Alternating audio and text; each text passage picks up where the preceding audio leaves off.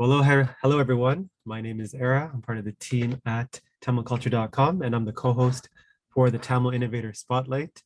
And today I'm excited to be chatting with the very famous, at least on social media, Thanuska Subramaniam. I hope I got that correct. Thanuska, welcome to the show. Thank you. Thanks for having me. No worries. And I was going to introduce you, but I think it's better it comes from you. So why don't you tell the people, for those of you that don't know her, who you are? Um, hey everyone that is watching. My name is Thanuska, and I am a full-time content creator who focuses mainly on beauty, fashion, lifestyle content, mainly on Instagram and TikTok, and whenever I feel like it, YouTube as well. And yeah, that's pretty much what I do. And, I think for most people that, I know a lot of people have heard of you, but I think everyone's kind of seeing not the finished product, but like, obviously you've done well. But I think a lot of what gets missed is that journey before. So, how did you get to this, to become a full-time influencer? Because I feel like it's a dream job for a lot of people. But, like, what did you do beforehand, and how did you start to make that transition to becoming, what you do now, which is a full-time influencer? Yeah. It's crazy that you say dream job because when I started, I didn't even know it was a job. So, how I started, I graduated from university, I think in like 2015. And for about two and a half years, I was working as like an administrative assistant just to kind of get my foot in the door in like the work field. I wasn't sure what I was going to do because I graduated with a kin and psych degree. So it was very unrelated to what I'm doing right now. But I was honestly just working just to, pay for bills and have money on hand and things like that. So for me, I never had the intention of ever becoming an influencer. I didn't even know what it meant at that time. And I think within the South Asian Tamil community, there weren't really many people at that time doing it. There was maybe like two or three. Um, when I started to do makeup, like as freelancing, like taking clients and things like that, my partner Nadoon, who's a videographer, he actually was pursuing his videography business at the same time, and so he kind of is the one that encouraged me to start pursuing um, uh, content creation, or like at least create videos for YouTube. He was kind of pushing me to do YouTube first. And I was kind of it's weird because I'm an extrovert, but I'm also very camera shy. But then I also like being in front of the camera, but it's also a weird concept of like talking in front of the camera. So I just kind of always pushed it up, but he kind of forced me to drop an Instagram makeup tutorial on my birthday. I think it was in 2018. And it did really well in terms of numbers. Like, and there's a lot of people that were making comments like, oh my God, finally there's someone that is like my skin color, recommending products that work for my skin color. So I was kind of like, oh, that's really weird. I thought I was the only one that struggled finding foundation for my skin tone. So that kind of encouraged me to continue posting content. So for like the first year that I was doing it, I didn't get paid on Instagram or like through brands and stuff like that, because I also didn't even know that you could get paid. I had no idea that that's how influencers were making money, until the following year in 2019, when the first brand reached out to me with a partnership opportunity. And that's kind of how it was like a light bulb going off, like, oh, wow, this is how people make money. So that's kind of how I got started. In terms of quitting my full-time job, like I did quit that job and then pursue this. I didn't quit my job thinking, oh, I'm going to pursue content creation full-time. I kind of quit it saying, I need a break from this type of 9 to 5 life. I'm not really feeling like someone that wants to be managed by somebody else for now. And so I wanted to kind of see how my freelance business went first. That was kind of picking up. And so I kind of went with the flow, and then this started picking up, and then I just kind of started doing both at the same time. When you say freelance, was that the makeup business, or? Yeah. I actually stopped taking clients as of last year just because social media is doing really well for me and it's taking up a lot of my time. So I actually don't do clients anymore. And is that something they'll just continue? Like you'll not continue with makeup and just focus on the social media side? I can't really say, I don't want to say no, but I'm pretty sure I'm not going to be doing clients anymore. Like, I think for me, I love I love doing it on other people, but I feel like I've also lost a part of my social life, especially because you're giving up your weekends, a lot of your mornings, doing clients. And I want to say I kind of fell out of love with it because I felt like I was super stressed out and burnt out, and it just what the routine wasn't working for me. So I'm gonna say I'm probably not gonna continue doing clients for a long time at least. And so there's a kind of a lot to unpack there where, first of all, it's amazing that you put your first video out in 2018 and Mhm. now it's 2022, 4 years, and you've kind of really blown up.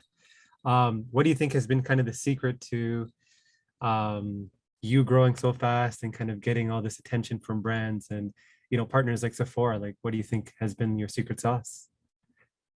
Honestly, in terms of growing, I feel like the growth, the main growth or the exponential growth happened this past year in just a span of 2 months, where I went from 60,000 followers to 200,000 followers. But I even prior to growing in numbers, I was getting great opportunities to work with brands. And I want to say it's my content and like the quality of my content, or like how I make my content, and how I create it. So I want to say that's what kind of has given me success in this industry, like how, like the type of content that I create. Um, but I think it's also just being creative, being authentic, being yourself, and just continuing to be consistent with posting valuable content. I'm not going to say high quality content, because quality is really important at the end of the day, because that is something that brands are looking for. But I find that now social media is very different. People look for creators that are going to be very relatable to their audiences, because that's when people are going to be very engaged. So you talked about like, picking the right content and things like that. So I know when you're writing content for like SEO or like YouTube, there's so many tools to kind of tell you here's kind of the hot trend or here's the kind of words to use. How do you do that Mhm. with social media? Like, how do you know what kind of content will resonate with your audience or and also works for you? Like, how do you choose that? Honestly, I think it's trial and error. For 3 years or prior to last year, I was kind of posting the same type of content where it was like makeup tutorials, occasionally fashion related posts. Like if I want like an outfit or something, I'd post it. And a lot of my content was very incorporated like our culture in it. Like it'd be cultural makeup tutorials or pictures and things like that. That did well for some time, but at the same time I felt like in terms of growth I was stuck for like a long period of time. And for me, I don't know what it was. I think I just decided, I'm like, my content is great, it's great quality, and a lot of people are really really liking it, but it's not, my page is not growing. Like I'm not grabbing another audience. It's just like South Asians. And I think for me it's like I wanted to expand in all, like I wanted all sorts of audiences to start following me. So I think this past year, I was like, you know what, I'm going to start focusing on posting reels. And I started to develop an interest in creating transition reels. And my partner, he would kind of help me with that as well. And he really enjoys that too. And so that's where a lot of my audience started to come from and still come from, was like, especially my transition reels. So I think for me, once I noticed that the first one started to pick up, I'm like, okay, it's picking up. Let me try another. Let me try another. Everything just kept doing really really well, so I'm just like, okay, so this is what people want to see, and it's also what's trending on social media right now. So I'm like, it's a good idea if you're looking to grow. It's a good idea to hop on what the trends are on social media. Yeah, your transition reels are like pretty crazy. And I think Nadoon probably enjoys them more than you do.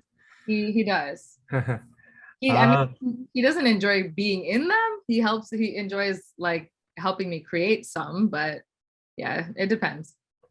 um, as a creator, so like especially someone that's up and coming, how do you decide which platform? Because before it used to be Facebook, then it became Instagram.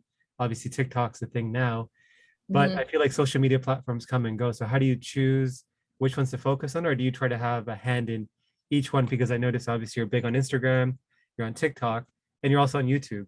But Mhm. YouTube's kind of the older platform. Mhm. So how do you make that decision, and where do you focus your time from a social media perspective? Honestly, I want to say I think it's a good idea to have a hand in all platforms that are, relevant right now. But at the same time, it is obviously hard to focus on all at the same time. If you can do it, you should, because there are benefits of being in all platforms. You really won't know who's watching you on which platform and what opportunities can come through what platform. But I think also focusing on the one that's like really doing well at the moment. My advice to people, like, I'm starting to post things on TikTok because TikTok is doing a little bit, it's doing really well. And I feel like TikTok was actually always doing well. But I would recommend people, if they're trying to jump into social media, they should be looking at TikTok and obviously Instagram as well. Got it. And you talked about, I should have mentioned it earlier, but you made that transition from, you had the freelancer business as a makeup artist, and that was what you were doing after you quit your job while you were kind of delving in being an influencer. Mhm. So did you have some kind of like plan or like say revenue goal of when you wanted to quit the makeup business to focus on social media, or like how did you figure that out? Absolutely not. I had no plan, and I think that's just the person I am. I'm the go with the flow type of girl. When I was very fortunate to be living under my parents' roof when I quit my job, which is why I felt like I could do that. I know a lot of people can't do that and they don't have that luxury of doing that.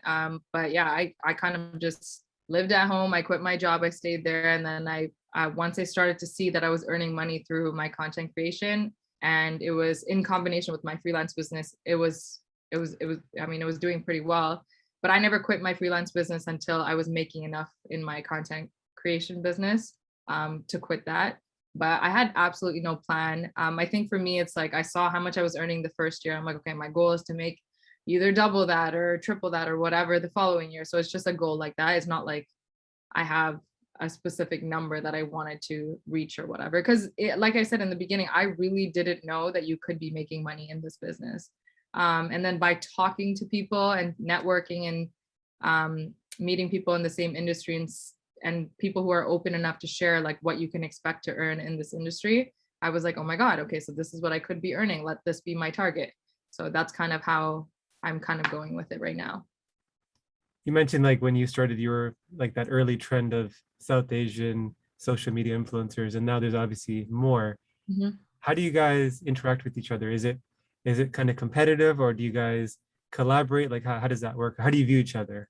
Honestly, if there's something that I really enjoy about our South Asian, especially like the Tamil girls, I do have a lot of friends in like in South Asian community as well. What I really love about everyone is that we're very supportive of each other. And honestly, I feel like if we're not, it would be really, really tough because I feel like of all communities, the South Asian or Tamil community, we get a lot of hate from people, from both men and women. So it's nice that everyone's very supportive of each other, and very uplifting. And I think in this day and age, we need to be. I'm not saying it's just our community; it's all communities too. But I find that it's me. I maybe because I'm biased and I'm Tamil, so I find that it's such an issue in our community. I hear that from all other we talk all the time. Like I connect with all other South Asian creators whenever I can, and everyone has the same problem. They get the same amount of hate, and the only people that really support them are the ones that are obviously creators or people that are the regular supporters that are always commenting and things like that. So yeah. Do you think hate or like negative publicity is a bad thing though? Like in the world of social media, and that it gets Absolutely people talking not. about you. I mean, it really depends. Like if you're someone that gets affected by negativity and what people say and all these trolls and what they say, if you let it affect your mental health, then yeah, it's going to be detrimental to your health. But if you're someone like me, for example, like if people are hating and commenting on my page, like that's just going to boost my engagement. So by all means, go for it. Like I don't even, half the time I can't read some of my posts. If they go viral, I can't read every single comment. So I don't even bother. I barely check my DMs for that reason now. So it is what it is. That kind of ties into a question I had, and maybe we kind of answered some of it, but being a social media influencer sounds good and it can be good, but Mhm. obviously just like any job, Yeah. there's negative stuff associated. So like what's something that maybe people don't know about being a social media influencer other than what we just talked about that is not as glamorous as maybe people think it is, like a downside? Yeah, I mean, I think we touched on it. It's definitely the negativity and like the constant yeah, just the constant negative things that you hear from not just people that you don't know, but also the people that you do know. there's that. Like for example, like in the beginning, my family didn't really understand what social media was. So for me being now, I'm 29 now, but when I started, I was about 24, 25-ish. Yeah. So I was at an age where, my parents would have expected me to have a full-time job that was well paying and, hopefully get married soon. And it's like, why are you always buying makeup? Why are there always packages coming here? Where's your money? Why are you always at home? Why aren't you looking for a job? There's like that constant pressure, especially being a brown girl or a Tamil girl. So there is that many people won't understand. So a lot of us go through that, but I'm the type of person that doesn't care what anyone thinks, including my parents and my family. So for me, it didn't really affect me, but I'm sure there's a lot of other people that are unable to pursue their passion because of, the expectations that their family and society has for them, right?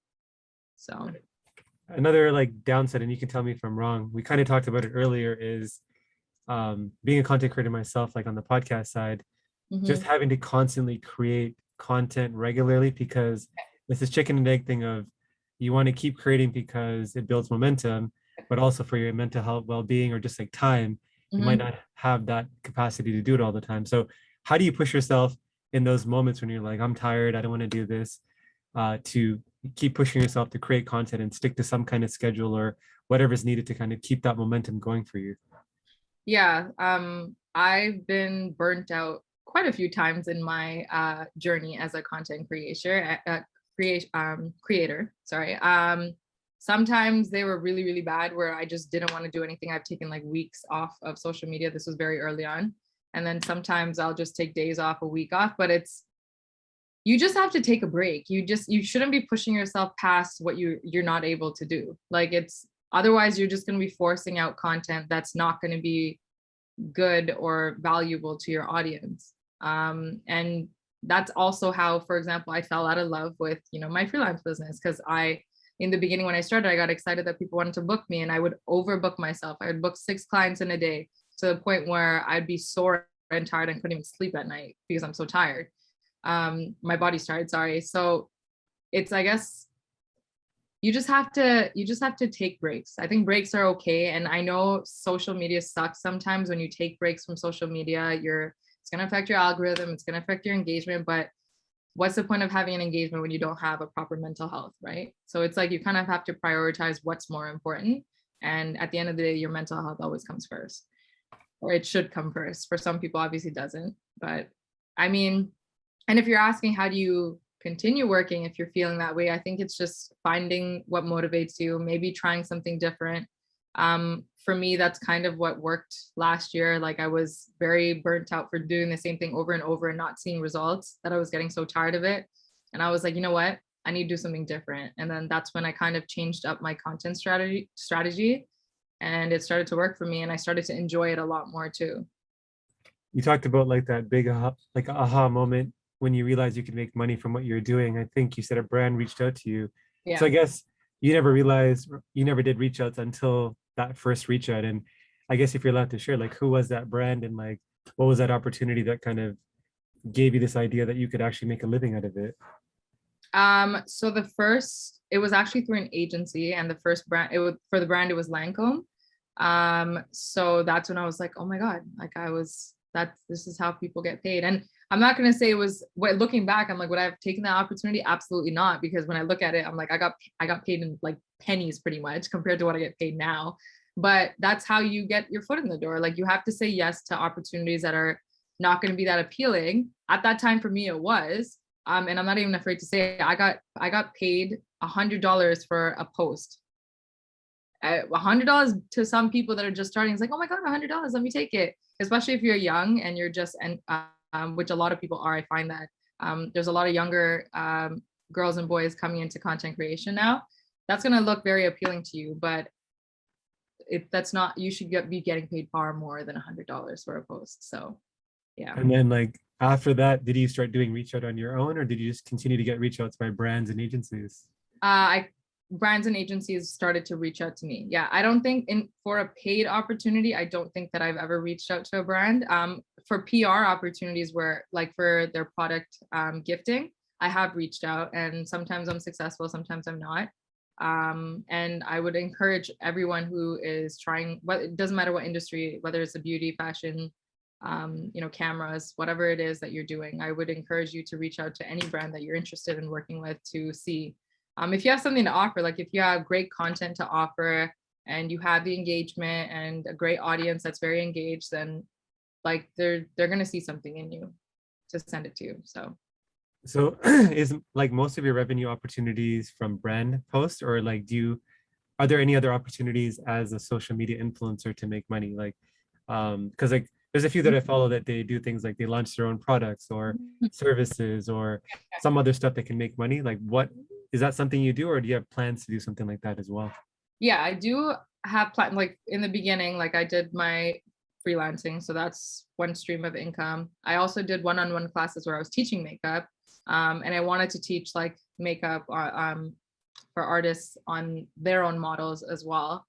So that's another way. This is just for people that are into beauty, for example. And then working with brands. I know Instagram is also launching. I don't know if it's launched yet, where you can make money on your reels and things like that. So there are other ways that are starting to come up for social media creators. So there's a lot of ways. Even TikTok has their TikTok fund. I don't know if it's available in Canada yet, but yeah, there's a lot of ways. Like you mentioned, like if you have a product or service to sell, like for me, like I've been thinking, I'm like, oh, maybe I should teach a course on how to create transition videos. Like something as simple as that, people are going to be interested in. You could sell a course and do really well with it. So. And I know you say you don't like to, like you kind of go with the flow, but I always like to ask the question. So where do you see yourself in like 3 to 5 years? Like you're on this path, you're on a great path, but where do you ultimately want to be in 3 years? I know it's a hard question to answer, but yeah. No, I every time I get asked this question, I always have a hard time because like I kind of just like taking on opportunities that come my way rather than just kind of like envisioning my life to be a certain way. But I think I'll still be doing what I'm doing, but I also would like to have my own business of some sort. I am very interested in like the fashion industry. So whether it's my own clothing line or something like that, I would say that in maybe hopefully 3 years, but or we're even having my own collaboration with a brand. So right now I work with brands to promote their products, but like having my own line with a brand would be also nice. Like that's something that I've dreamt of. But yeah, I guess I'm open to any opportunities that come my way that fit me and my personality. And yeah. How do you think about finances? Because again, I don't know if this is how it works, but most people when they work a job, every Yeah. 2 weeks they get a paycheck. Hmm. Versus as an entrepreneur, because that's what you are, Yeah. you're getting paid, you might get paid 10 grand here, 2 grand here, Yeah. and you got to kind of figure out how to manage your finances. So like, how do you do that? How Well, do you think about that? I'm terrible. I'm still figuring it all out. It is tough. And especially with the way, I'm not sure if every industry is like this, but with social media specifically, when you're working with a brand, you don't necessarily get paid the moment you finish your work. You get paid, or you don't get paid like you said, bi-weekly. Some of these companies, they pay you within 30 days, some 60, some 90, some 120. So there are certain months where, I have a whole chunk of money coming in, and there's certain months where I have absolutely nothing coming in. So with this type of job, you really do have to budget and plan ahead. Otherwise you can run into a lot of trouble. But yeah, it is really, really hard. I would definitely recommend getting an accountant for anyone that's just self-employed in general, or even a content creator. I know there's not many that I know of personally that specialize in like the content creation or are accountants for influencers. I mean, if anyone knows, please let me know. But I think finding someone that makes sense for what you do would be really, really beneficial for your finances. Got it. With like, I guess your biggest deal, I could be wrong about this, but Sephora seems to be like your big partner, especially recently. It Yeah. seems to be a pretty strong relationship. Yeah. How did you go about building that relationship? So my first ever partnership with Sephora was 2 years ago when I first got on Sephora Squad. So that's where my partnership with them first started. And then through Sephora Squad, I landed that Diwali campaign where they had my picture in the store or whatever. And then the following year, I guess because of my partnership, and I'm gonna assume I've never asked. I'm gonna assume because I was a good partner that they asked me to be a launch partner the following year. And last year went really well. I also landed that opportunity with my sister in the store across Canada. And so I think it's just being a good partner with them during the Sephora Squad years that I've been working with them. They may have just their partners may have just recognized my name, because obviously Sephora is this umbrella store. There's like so many brands that fall under it. And so I guess my advice is if you do well with the brand and, you know, the partnerships that you get with them, they're going to want to keep working with you. And so I think that's essentially what happened for me. And then this year I just landed the Times Square opportunity. So yeah, like I've never asked them why they want to continue working with me, but I always constantly hear, we love working with you and we value our relationship with you. And we want to continue this partnership. So I think it's just the work that I've been doing for them. It's something that they've been appreciating. So yeah. Is there a brand that you haven't worked with that would be like a dream, like say 1 or 2 brands? We'll put it out there and see what happens. I'm gonna say Nike. Okay. Just because I want to venture in that fashion side. Damn, this is hard. There's like so many brands that I would have wanted to. I mean, all the brands that I've worked with so far were like dream brands. Like I just recently worked with Anastasia Beverly Hills, who I thought I would never ever work with. So it's tough. And I guess I would say maybe Fenty Beauty. Yeah. Do you think that even though social media is like an international thing, like what you produce, people around the world see, do you think living in Toronto, like, do you think it could be more beneficial for you if you say lived in LA or New York or like, I don't know, London? Do you think it's a disadvantage living in Toronto? I want to say, if you asked me this question like months ago, I would have said, yeah, it sucks living in Toronto for what we do. But now just from meeting people, a specific someone, she goes by Glamzilla and she lives in Toronto, which I didn't even know. She's literally living like the dream content creator life. Like she's an amazing content creator, produces such valuable content. She's killing it on TikTok and Instagram. And she's getting flown out to like a different country and city every other week to be with brands and work with brands and whatever. So she's like a great example of what can happen even if you live in Toronto. And I remember I met her in LA on a trip for a brand trip. And I had asked her, I'm like, how come you don't, why wouldn't you move to LA? And she's like, why do I need to move to LA when I can bring LA to me? And so I was just like, that was, wow. I'm like, that's some great piece of advice. So it really changed my perspective. I feel like all the content creation industry, it's like booming in Toronto right now. And I feel like it's just going to get better and better and better. Especially for our South Asian community. I feel like everyone's getting into it and people are doing really, really well. So I feel like there's a lot of attention coming to people in Toronto now too. So although I feel like you can get a lot of networking opportunities and meet a lot of people in this industry in LA, I'm sure there's far more there. I still think that you can get the same, if not just as good opportunities that people get over there. Yeah, I feel like the perception of Toronto changed. I mean, Drake started with kind of, repping Toronto, and then even Toronto is a multicultural city. There's like, it's an international city. Yeah. If you look at the current world, like how messed up it is, Canada and Toronto, it's pretty good relative. So maybe that's part of it as well. Yeah, for sure. What's like a piece of advice that you would give to somebody that's watching this, like maybe not now, but will watch this video and they might be thinking about becoming a social media influencer, something that you wish you knew, or just piece of advice you'd give them as well? I think where a lot of people go wrong is, and myself, I'm speaking from experience, when you first are thinking of being a content creator, you're obviously looking at social media and you're being inspired by other people and like, oh, I want to do what they're doing. I think where a lot of people go wrong is they try to be another person. They try to do what the other person is doing.